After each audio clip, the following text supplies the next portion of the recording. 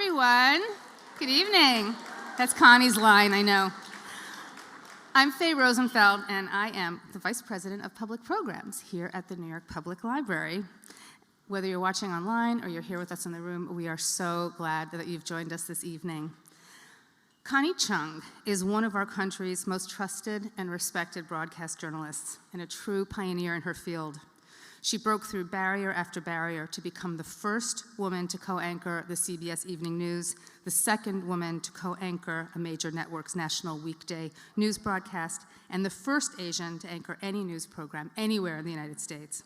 Starting in the 70s and into the 2000s, Connie's face and voice were so ubiquitous on televisions that a generation of Asian American women born during that time are known as Generation Connie, named by their parents, usually their mothers, who were inspired by her trailblazing life and who hoped that her talent, determination, and success might light the way toward their future triumphs in life. And yet, Connie looks on her distinguished career with remarkable humility. In an interview with the New York Times last year, she said, "I saw myself as a worker bee who was trying to survive in a business that was very brutal. I was just clawing my way through a lot of hazing and sexual and racial reactions to my existence. I couldn't imagine what anyone was perceiving as a viewer or if anyone noticed." Well, millions of people did notice, including all of us who are gathered here tonight to celebrate the launch of her fabulous new memoir. And there it is. If you haven't purchased a copy yet, you can definitely purchase one from the library shop right over there, and all purchases made here do benefit the New York Public Library. We could not think of a better person to interview Connie than Walter Isaacson. Nobody knows the lives of trailblazers better than Walter, who's written best-selling biographies of Benjamin Franklin, Leonardo da Vinci, Jennifer Doudna, Steve Jobs, and more.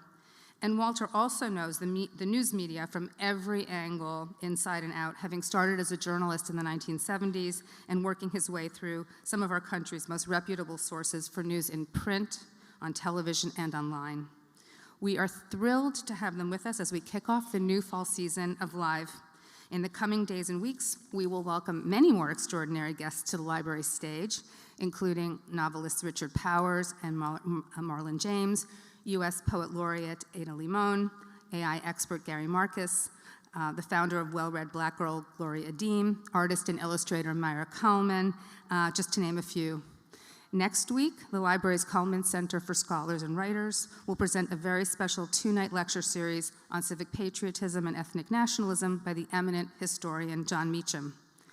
Later in October, we'll be celebrating our 7th annual Halloween Literary Costume Contest, which is judged by Tim Gunn. And that is literally the most fun night of the year, and you all need to be there. And then we'll close out this very strange 2024 with a special library after hours celebrating the life and work of James Baldwin, who is the subject of a new exhibition at the Schomburg Center, and as well as a special section of our Treasures exhibition right here upstairs.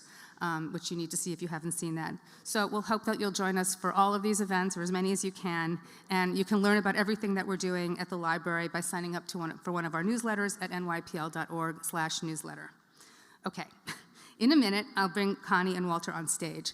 They are going to speak for about 45 minutes, and then they'll be happy to take your questions. If you're in the room, you'll see that there are little note cards on your seats, and you can write your questions on the note cards, and one of our wonderful staff members will come around to collect them. If you're watching us online, you can drop your question right into the chat, or you can send us an email at publicprograms@nypl.org. So Live from NYPL is made possible thanks to the continuing generosity of Celeste Bartos, Manazi Spahani Bartos, and Adam Bartos, and of course by all of you, our wonderful supporters and friends. Thank you for your support and thank you for being here. And now please welcome Connie Chung and Walter Isaacson.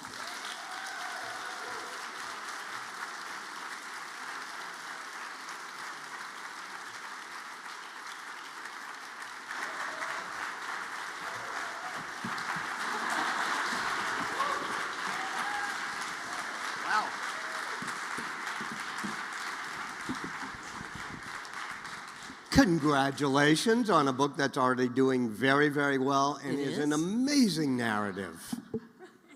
You know, everybody writes these books where they preach a lot of things. You tell stories, and the stories are great. And one of the themes, of course, is breaking gender barriers.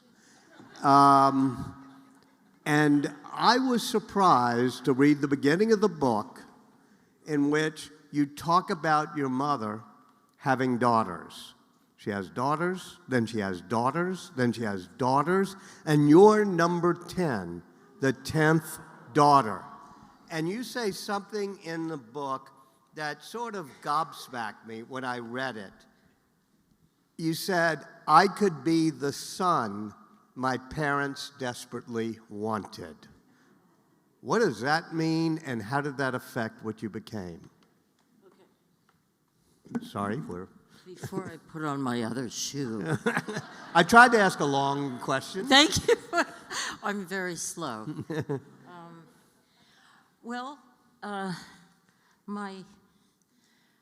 My parents had 10 children, as you said. I was the 10th, and the only one born in the United States. But they had the 9 in China.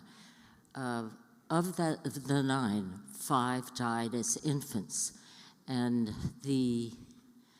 of the 5, 3 were boys. And in China, all you want are boys. You do not want girls. You put girls in a bag with some rocks, you throw them in the river, because girls do not carry on the family name. They are not considered worthy. So, how did that affect you, and when did you know that? Actually, it didn't affect me at all. My parents didn't talk about it. I mean, it didn't affect me to the extent that they had these 5 screaming Mimis, 5 daughters who were ballsy and bossy, and they were, the 4 were older than me, they were like boys in many ways. My parents raised them to be very strong women. And your father in particular doted upon you. He did. I was the only one he played with when he was working. In other words, he'd play with me on the bed when he got home, when I was a baby. And my mother told me I was the only one he played with. When my sisters were growing up in China, he was working and he was philandering.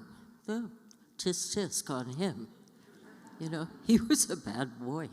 He smoked and he drank, and he was actually a spy. He was a spook, and he worked for the Chinese government as an intelligence officer.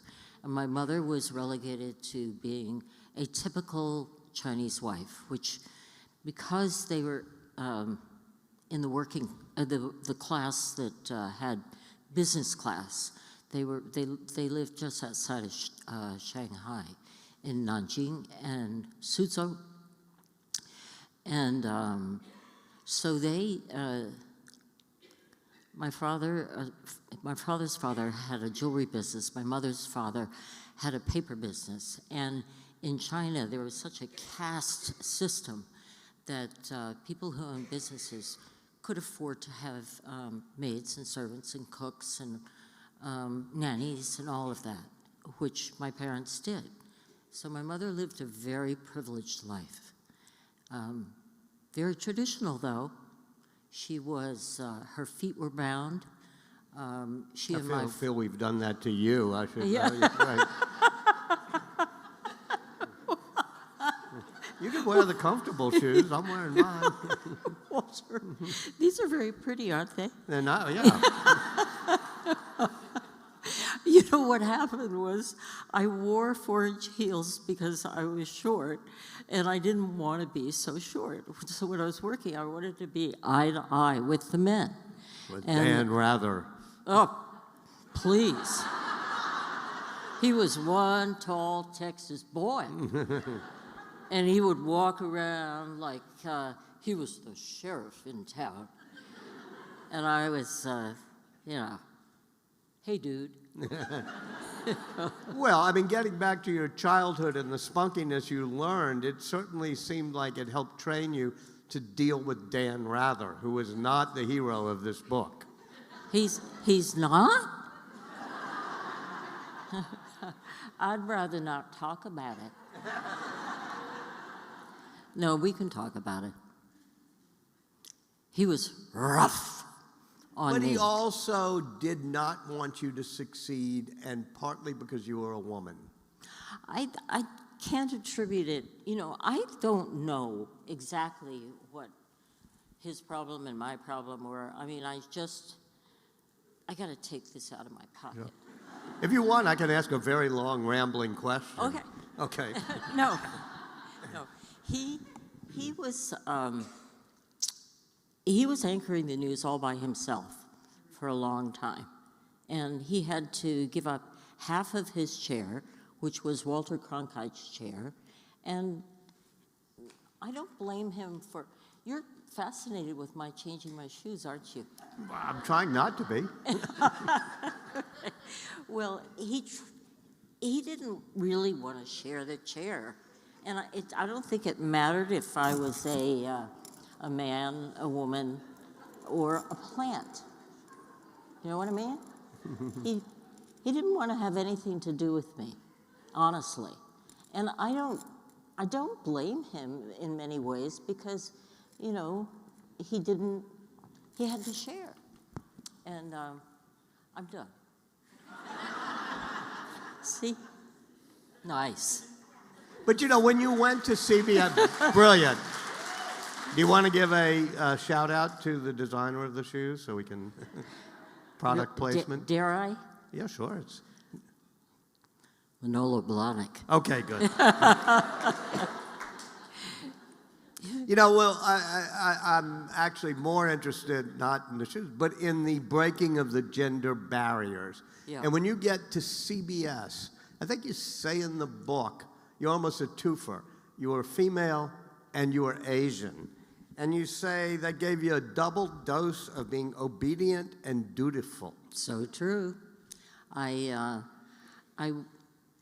for some reason, I found it very difficult to say no, because I knew that I didn't have as much experience, and I knew that I was young and I was green, so it was hard to sort of muster the courage to say no.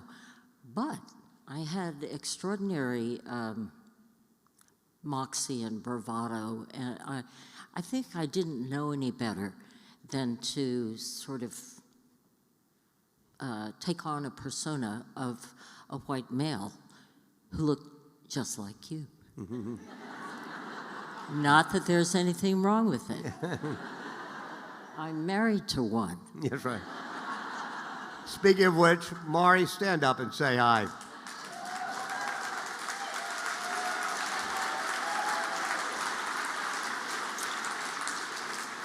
I know you think that Maury's been determining the paternity of every child in America, which he has, but he does have a wider vocabulary than you are the father and you are not the father.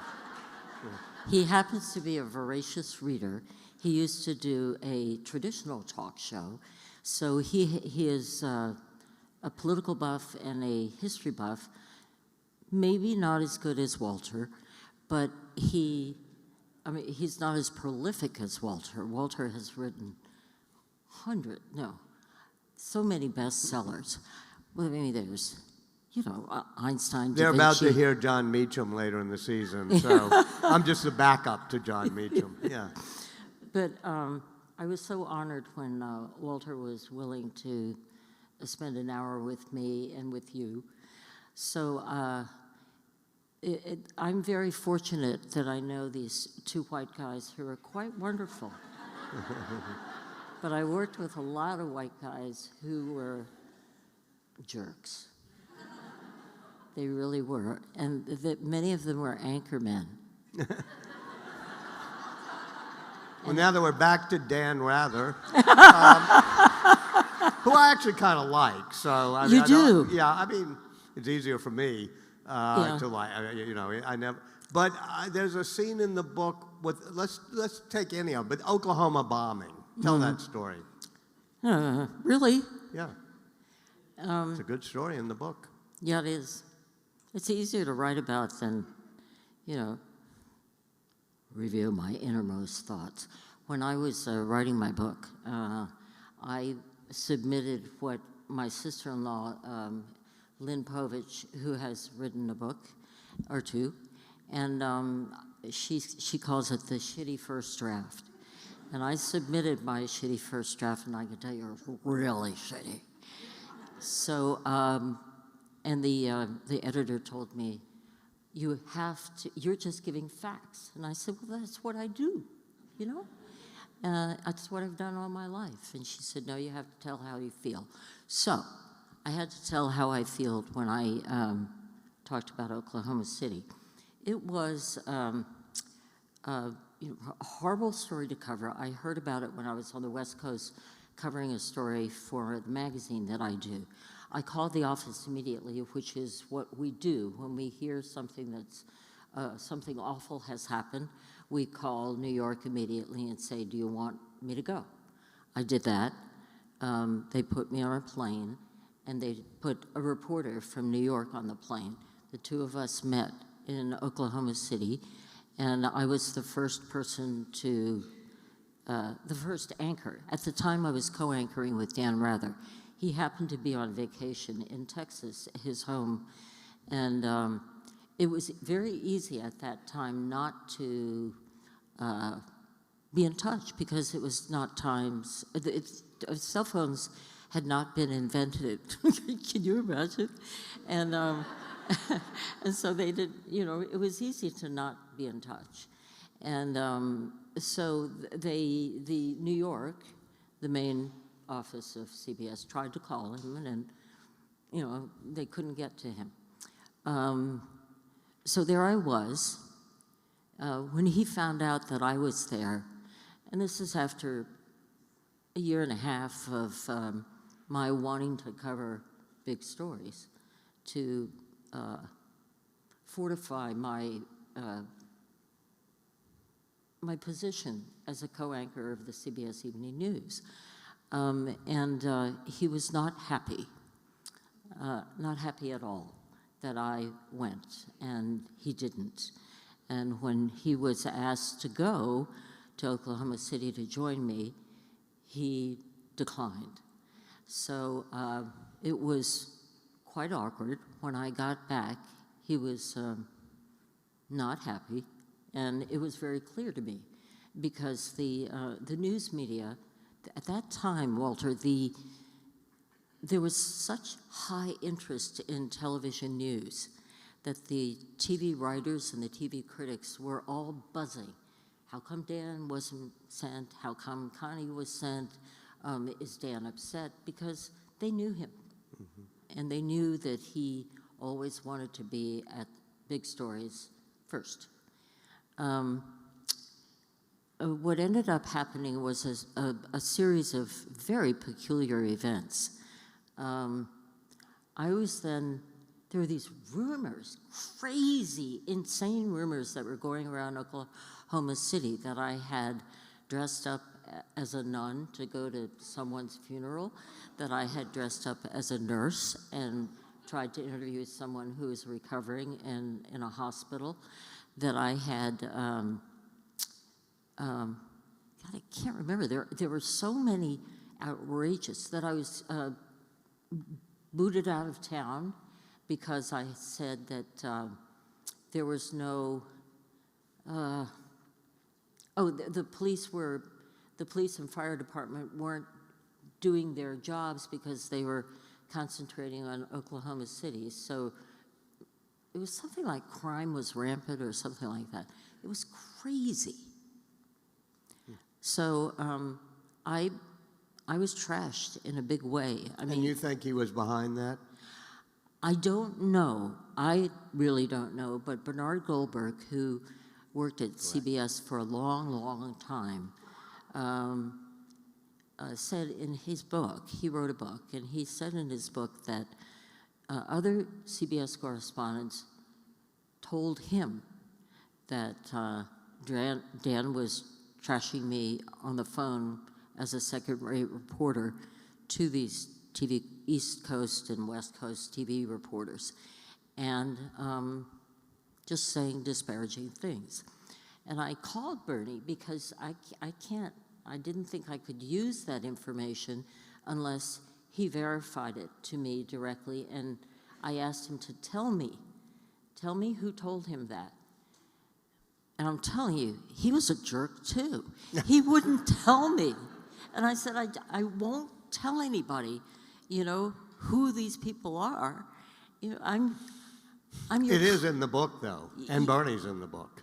And what? Bernard Goldberg, Yeah, you Bernie's quote him there, in the book, yeah. And I told everybody that I asked Bernie, and Bernie wouldn't confide in me. He wouldn't tell me in background who they were, just so that I could feel I was not reporting inaccurate information.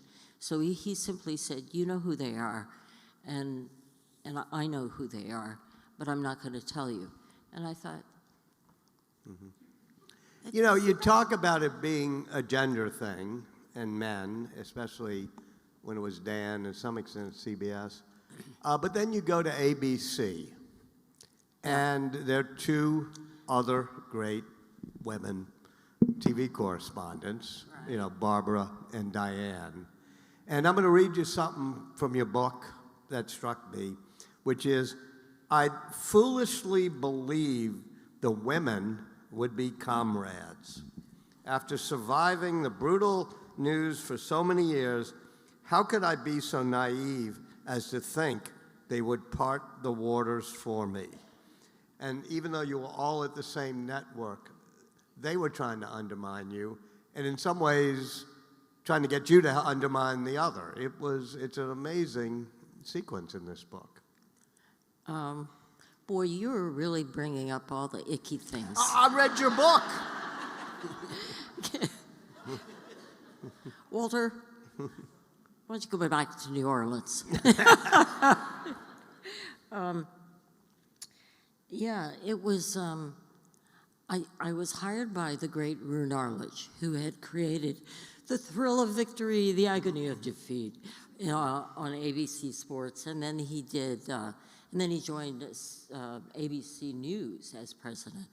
And he wooed people.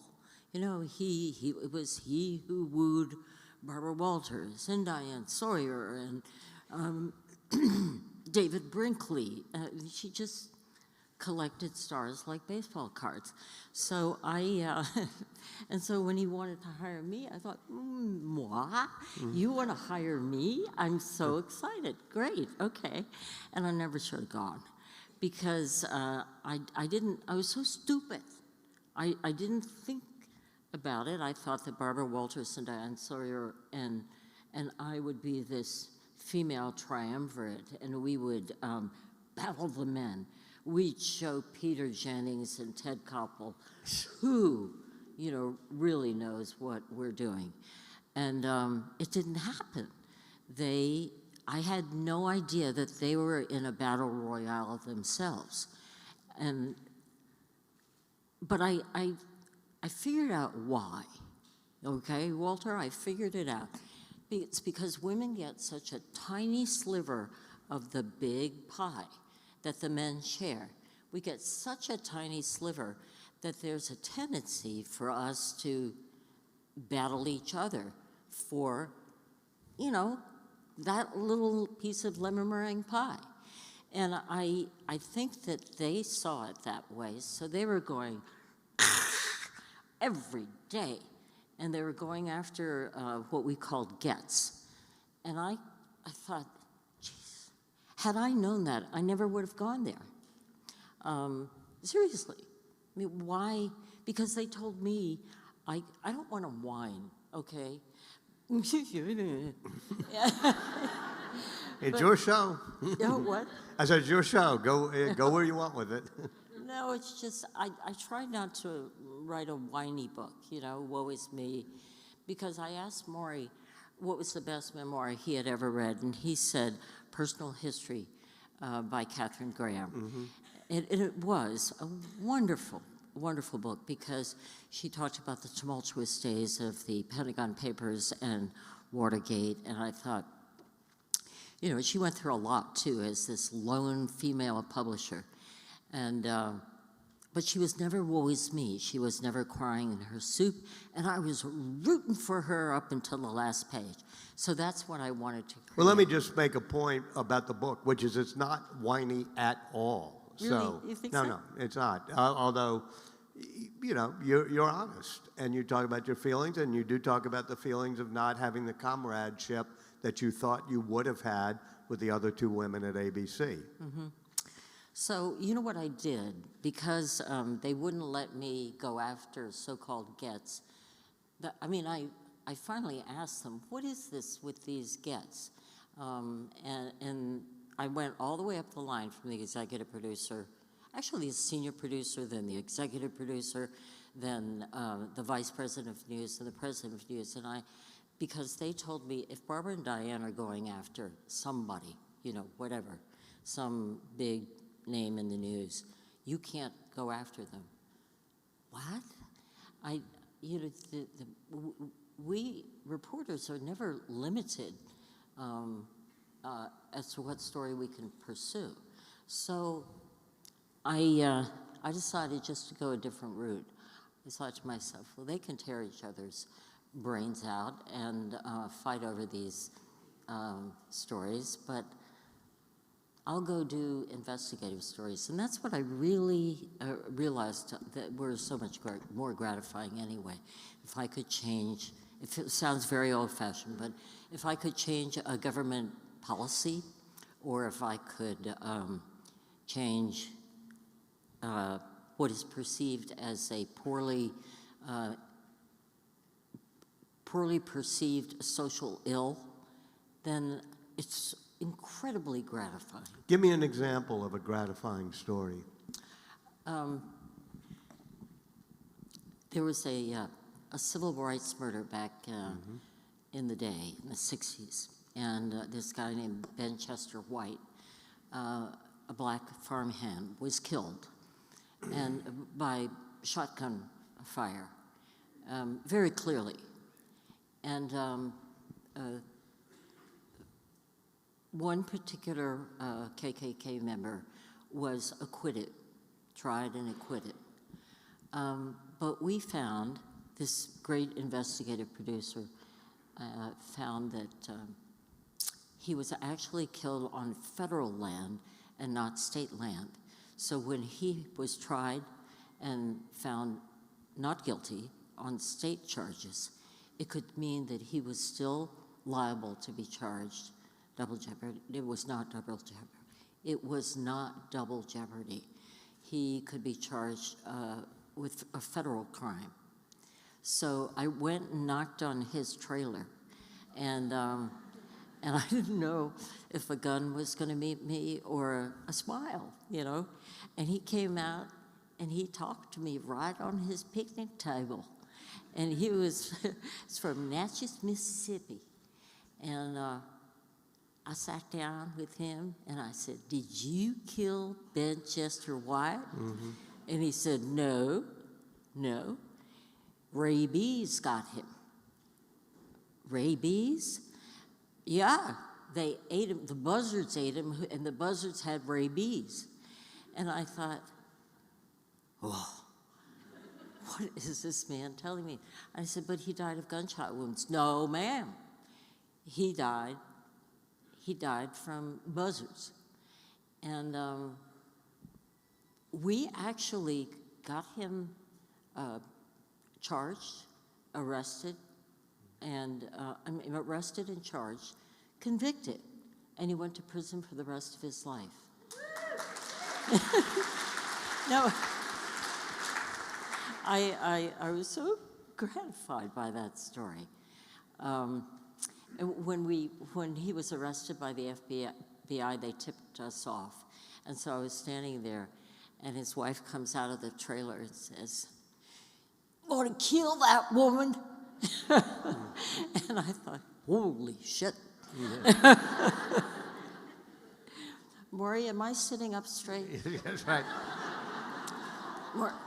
Maury always tells me that I'm not sitting up straight.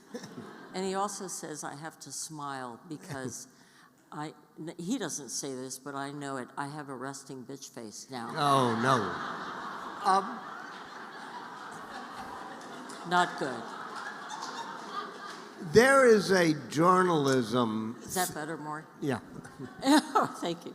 There's a journalism theme in the book, too, which is a bit subtle, but those of us who've been in the trade know. I'm so glad you noticed that. No, seriously. Well, you know which one I'm going to talk about? The evolution or the deterioration of entertainment and... Yeah, and I think I may have lost my microphone here. Yeah. Here, let's share. Testing. All right. I don't know how to do that. I think you did. Oh, she's got another one.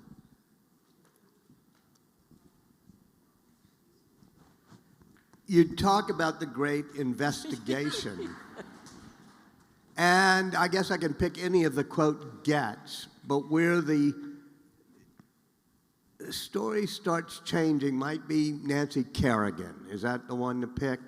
In which journalism diverges between great investigative stories like you're doing, but also a tabloidization and a degradation. Mm-hmm. Explain that, because you do it very subtly in the book.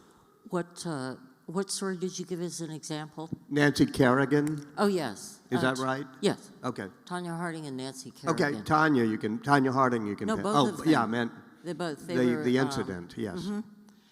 Tanya Harding and Nancy Kerrigan in 1992 were competing in the Olympics in Lillehammer, Norway.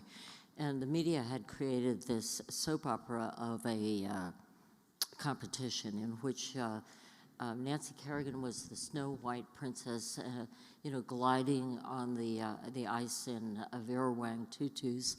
And Tanya Harding was considered the ugly duckling who came from the wrong side of the tracks but could jump like nobody could jump. She had athletic ability. So when they went on it was this big competition, but the media was feeding this crazy sort of good girl, bad girl story. It was very Shakespearean in many ways, lust, what are the others, Maury? Betrayal, hate, greed. Yeah, thank you. See, he knows stuff. All the vices. And CBS had bought the Olympics, and they wanted, they needed ratings. They were in deep rating trouble. And the method that many of the networks used, NBC did too, was to buy the Olympics and bounce off the viewership of Olympics. So what ultimately happened was I was co-anchoring the news with Dan Rather, and they came to me, CBS, the CBS suits, as I call them, came to me and said, "Oh, we want you to cover Tanya Harding and Nancy Kerrigan." And I said, "Why me?" And they said, "Dan Rather won't touch it, 60 Minutes people won't touch it, and you have to do this." And so I fly out to Oregon, to Portland, Oregon, to the Clackamas Mall in Happy Valley, Oregon. I swear to God. And I go to the skating rink at Clackamas Mall, and there are gazillion cameras there, from Japan, from Australia, from Britain, from the New York Times, thank you very much, standing right next to the National Enquirer. And I'm in this big arena, and she's down in this skating rink, but it's several feet down, and I'm going, "Tanya, Tanya, come talk to me." And I'm thinking to myself, would Walter Cronkite be going, "Tanya"? come talk to me. Heck no, he wouldn't do that. I wanted to call New York and say, get me out of here. Why do you put me in these situations? But, you know, I just, being the dutiful person that you It was had. the dutifulness, Yeah, and it was one of the first. trying to please. And I just wanted to kick myself.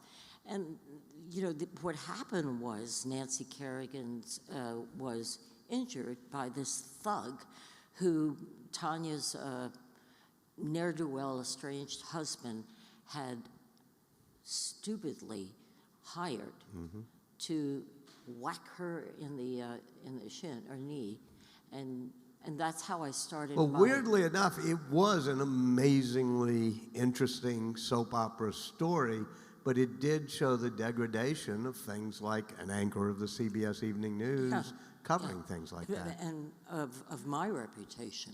Right. Although you did, we should say, come to CNN. I remember we sat together on stools like this when we were young. This man hired me. Yeah. Do you blame me? Huh? And it was right before 9/11. Yeah, but then he left me. Well, He got his dream job at the Aspen Institute and to lead that. And there I was. Where'd he go? Sorry. He was my baby daddy who brought me there, and then he leaves me. And Walter, it just didn't go well after you left. well, we're here. We're together again. I know, but I needed you then. And there you are. You know, he's at Tulane. He's head of the Aspen Institute. He knows all the biggies. And you have a step-granddaughter at Tulane, right? Yeah. So, my daughter, Susan Povich's daughter, Charlie, her name is Charlie, she goes there. And she's way too smart. She is. All the kids are too smart these days. Yeah, that's true. Yeah. So tell me, as you look back, we talked about the investigative stuff. What are you proud of? That I mean, one of the things, as you say in the book, last chapter, all these kids named Connie. Yeah. I remember Madeleine Albright once told me that 9 months after she got the U.S. involved in the Sarajevo to save things, that 20% of girls born that month were named Madeleine. Really? And for you, there's a whole contingent of girls named Connie, right? Unbelievable. It came about because this young woman named Connie Wong, it's W-A-N-G, called me. She cold emailed me, and she said, I was named after you. And I, what? You're kidding. And she told me the story, so then I called her. I wanted to talk to her on the phone. And she said that when she was only 3, she came to the United States with her parents. She was born in communist China. And she came to the United States, lived in the Midwest. She was only 3, and they said, we need to give you an American name. What name would you like? She only knew what she saw on TV, and she said, Connie or Elmo. You saved her from being Elmo. Elmo, yeah. I'm so glad that they chose me instead of the Muppet. For all of us, you know? Yeah. And so then she became a reporter. Well, first she went to UC Berkeley. And when she got there, you know, half the population is Asian. And they're so smart. And then she's there, she's in the cafeteria, and somebody says, Connie, and half the room turns around. And she says, I thought, that's weird. And she thought, I got to get, you know, an email address, and she found that there were so many Connies. So then, the reporter she began to look into this, because once she was in California, not in the Midwest, she realized that there were so many people named Connie. And she began looking into it. She worked for Refinery 29, and what she discovered was that there were a sisterhood of Connies named after me. And as she puts it, my name, Connie, is short for Constance. But she said their names are short for Connie Chung. And can I show the tape? I'm gonna. You know what happens? So she's such a good writer. She wrote a piece for the New York Times opinion section. You might have seen it, and it's called Generation Connie. If you Google it, you'll see the online is amazing. The way it was laid out, and the photo editor for the opinion section of the New York Times, a woman named Jackie, had really wanted to bring the Connies together and asked me to come. And she brought together like about a dozen in a New York Times photo studio and had us all come and take a photograph together for the article. And so I asked somebody to shoot it for me because I wanted to memorialize it for my history. And so I want to show you a tape of this. It's rough cut, so it jump cuts. But you'll see. All right, great. Okay. I think the screen's there. I'm not sure Matt, we can see it. Matt, can you roll it? I love him.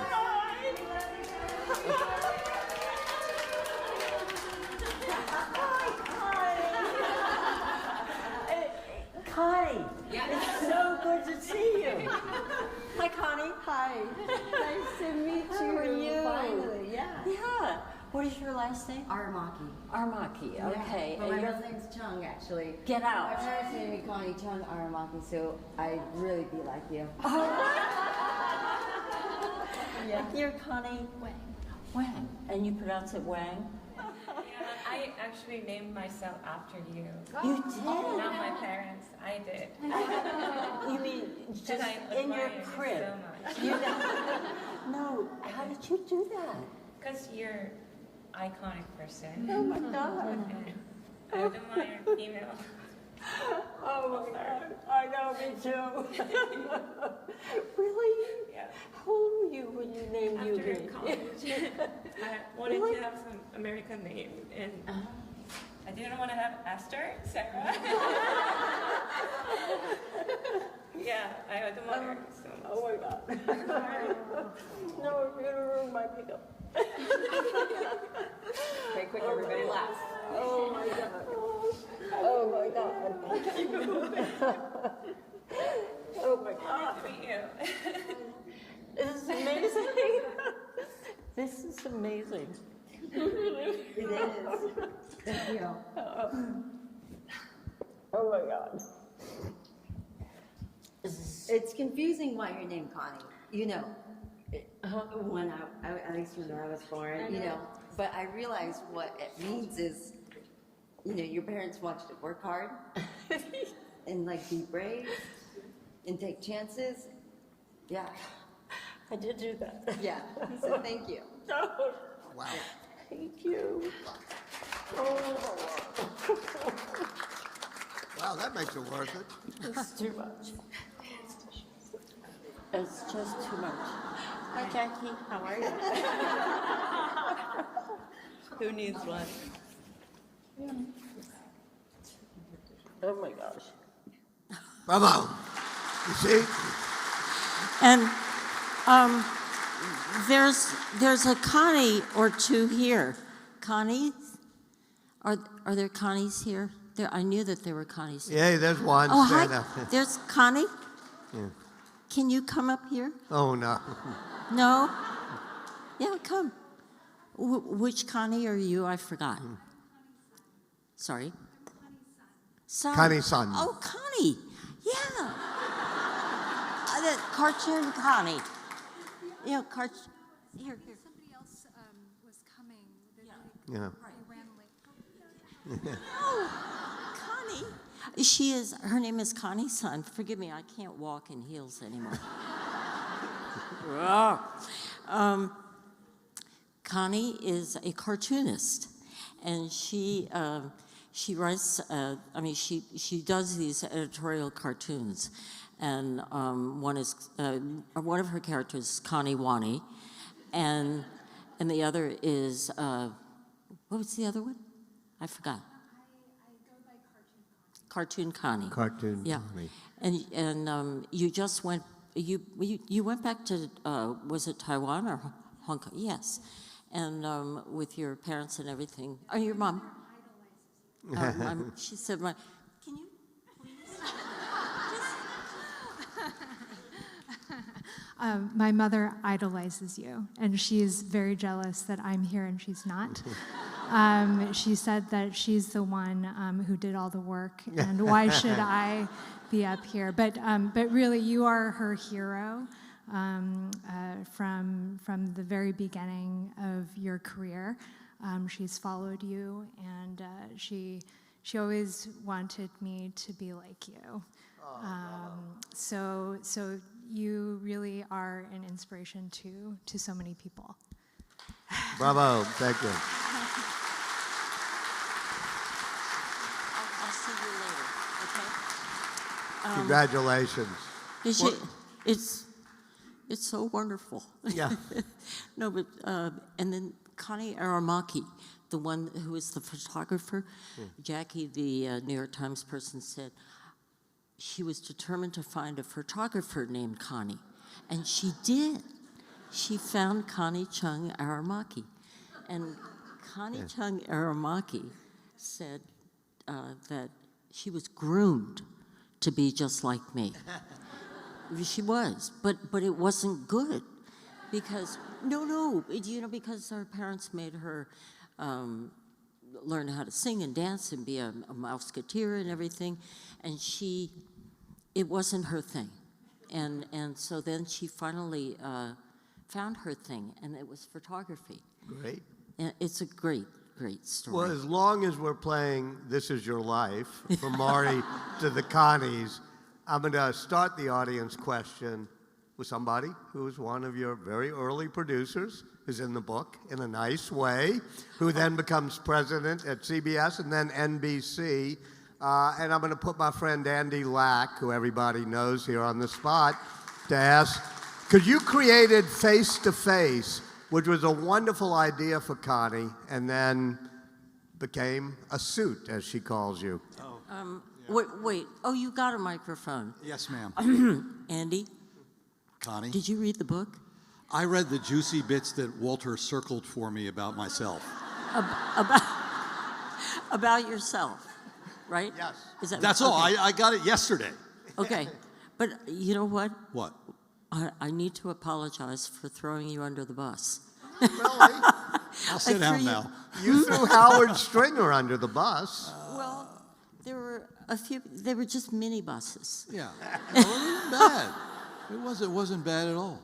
Oh, good. Oh, the stuff about me, I don't know about Howard or whatever Well, he was. no, but Walter said you were okay. Yeah.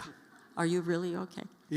I have to tell you, the Connie you're seeing here tonight is the Connie I saw every day, all day, every year that we worked together. There is just nothing different about her.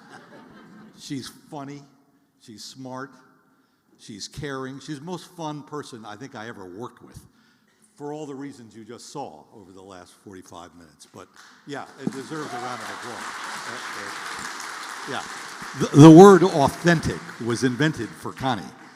I just have one question for you, because I was curious, and I hope to God you didn't answer this in the book.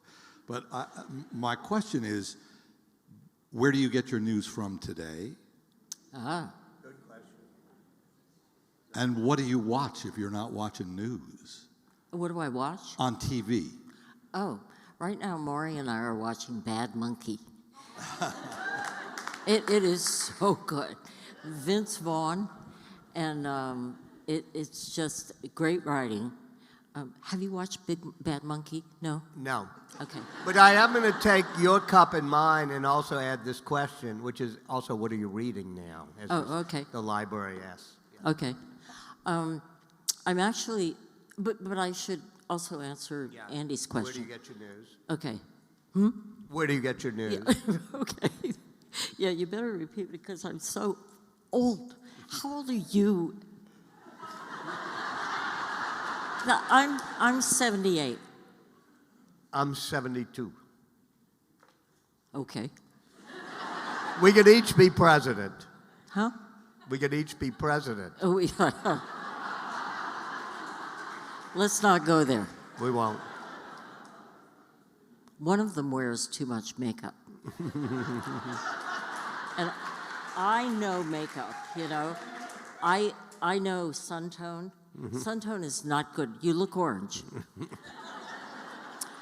Maury's 85. Can you believe it? Who, Maury? Maury is 85. You look so good, Maury. He stands up straight. Am I sitting up straight again? Answer the question. Okay. Okay. No, because you don't watch the news at all. You know, all he does is read his phone, or, yeah, he reads his phone, or he reads a book on his iPad.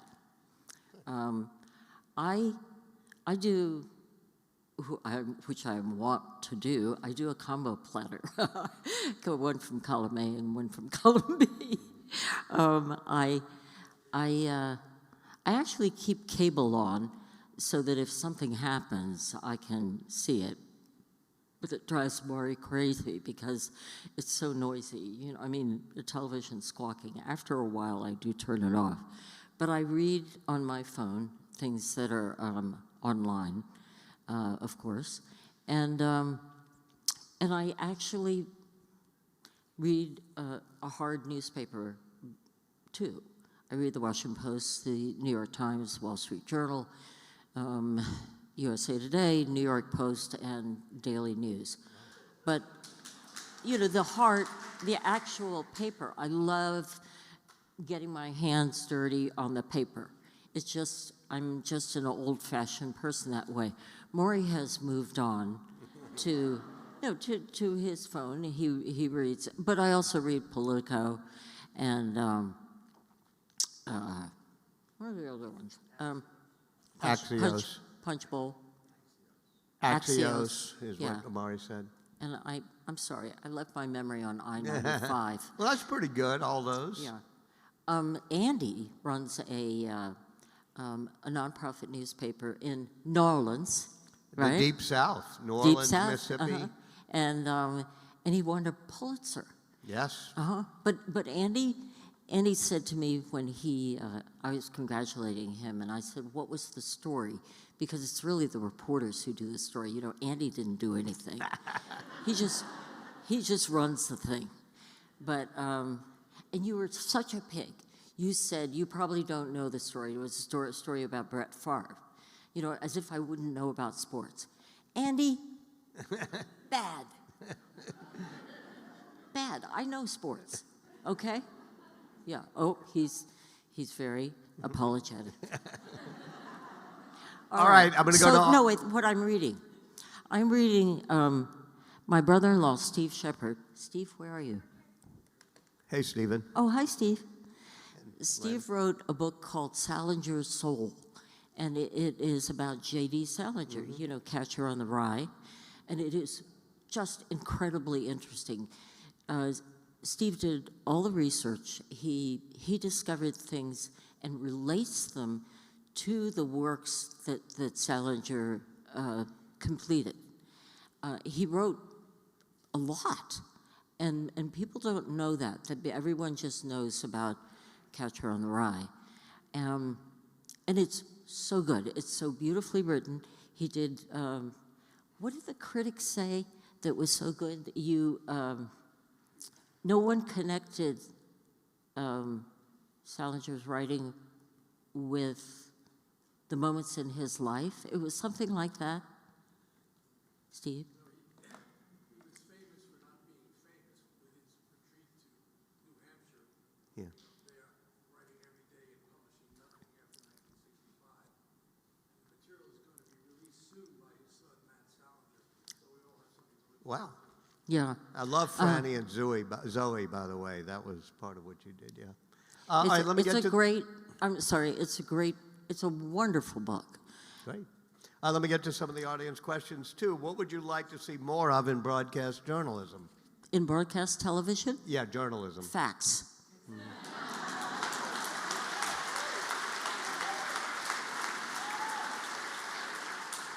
What do you think of news people swearing on the air? Squaring? Swearing. Oh, swearing. Yeah, as in, yeah, nasty words. Yeah. Oh, nasty words. No, I'm Maury. I won't say it. He knows I'm going to be sassy. They shouldn't effing say anything like that. Shame on them. Although I remember when you first were one of the boys on the bus. Yeah. And learned how to be a boys on the bus. Yeah. Which involved a little bit of swearing. Well, there's a Tommy Oliphant story in there, but I'm not sure you want to tell it. You say you're not sure if I want to tell it? Right. I'm going to... That's my way of getting you to tell it. I know. You clever guy. I had learned that reporters get stories by going to the bar downstairs and getting the campaign people inebriated, and then they spill the beans. And that's how you get scoops. And I never went to the bar until I learned the methodology. And so I was down there at the bar drinking with Tom Oliphant of the Boston Globe. And do you remember Jack Germond? Jack Germond always at the corner of that bar in the Wayfarer. Absolutely. And he had Correct. To prove it. Yeah. Quite a He gave tummy. new meaning to belly up to the bar. You got it. And his buttons would go bloop, bloop. You remember that? And he had no hair. And he was just a wonderful writer, though. You didn't think he was like, well, he had a lot of bravado, I think. And Maury used to have him on Maury's talk show, and, along with people like the Washington Post. David Broder. Yeah, thank you. I swear I left my memory on I-95. It's terrible. Or maybe it was on Okeechobee. Oh, okay, tell the story. Maury is, he's a good stage manager. I was at the bar, and this drunk kept coming up to me and trying to make a pass and just trying to engage me. And I finally looked at him and I said, you don't want to sleep with me. An hour later, you'll be horny again. Oh, Andy, why are you doing that, Andy? Became a legend at the Sheridan Wayfarer bar. They had a plaque. I'm going to move on to more audience questions before we get in trouble. Do you believe that Asian racism still exists, and how should we handle it? Let me think about that, yes. In fact, it's worse. It is worse. We've seen evidence of Asian hate, and I was really mortified when I interviewed a lot of the Connies, and I emailed all of them and said, can you answer some questions? Because there were so many, I couldn't really talk to everybody one-on-one. So that's my full disclosure. But I was so upset that many of the experiences I had, the full range of experiences, are still happening to them. People say, anybody will say to me or them, where are you from? And I say, Washington, D.C. And they say, no, where are you really from? Sri Lanka? It's, or the Asian fetish thing, got that a lot. Has the era of broadcast TV news come to the end with the emergence of YouTube, streaming? Yes. Okay. And you say you watch cable. What's your, this is from this question, not me. What's your opinion of Fox News and then others like Newsmax? that is fraught with danger for me to answer that, because, you know, I can't go there. Oh, wrap up, please.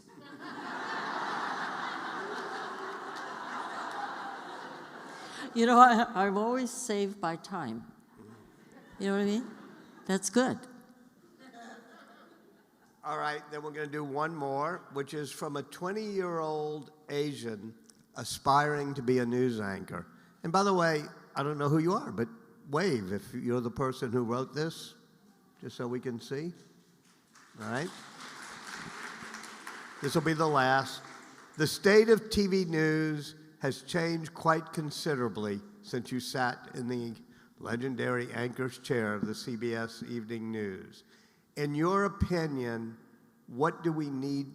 What needs to be done now, and where do you hope we go from here? Can you repeat the question? Well, it's basically that the state of TV news has changed so much, and it's, you know, fractured with different cable channels and all. But if you could envision where we would go from here, what is the type of newscast that we now should aspire to? If you and me and Andy could create it again, and we're in Arledge. I don't know why I'm not listening. I mean, I don't know why. I think I'm thinking about if I should put my shoes on now. I'm sorry, one more time while I put on my shoes. Okay. Where do you think TV journalism in your dreams should go? Oh, nice. That Okay. was easy. I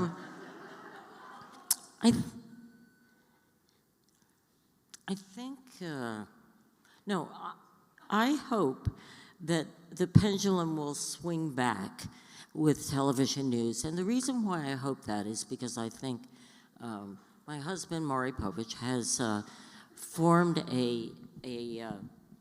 has launched a news magazine, has launched a news magazine, I mean a newspaper in Montana. Can you still hear me? Yes. A newspaper in Montana. Yeah. I didn't know that, Maury. And it's a very... Paper newspaper? Yeah. Yeah, so you, Andy, all these people from the TV business going into, I'm vamping a bit so that Connie can get it done. But Okay, thank you. Can you still hear me? yes. This is ridiculous. That was good, right? Yeah, great. So they, and his newspaper, which is an online newspaper, is getting, it gets accolades and wins awards for best online, best investigative, all this stuff. And you know, Andy has gotten a Pulitzer Prize, and so I have hope that the pendulum will swing back, and that we will be able to enjoy the type of news, the old-fashioned, credible, honest, fair news that we used to, with no opinion and no yelling and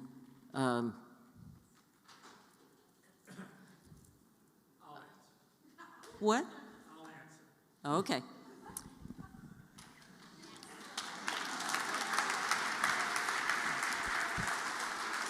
And Andy will agree with this. It will all start with local news. You cannot go wrong reporting local news. And quite frankly, most local news programs are pretty observant and factual and honest and truthful. And it only gets, when it gets wider, that's when all the trouble begins. Thank you. Take us to the end with that, Maury. because you remember Channel 5 is where the book begins in some Yes. ways. And in some ways, you're that product of really doing local news. So tell it, yeah. And Maury was too. He started in local news, and I think, and he ended up as my baby daddy. No, but local news is actually, I think, a source of pride for us in terms of whenever I see local news, it seems to just report news straight. And there's, honestly, when I was doing local news in Los Angeles, it was straight. And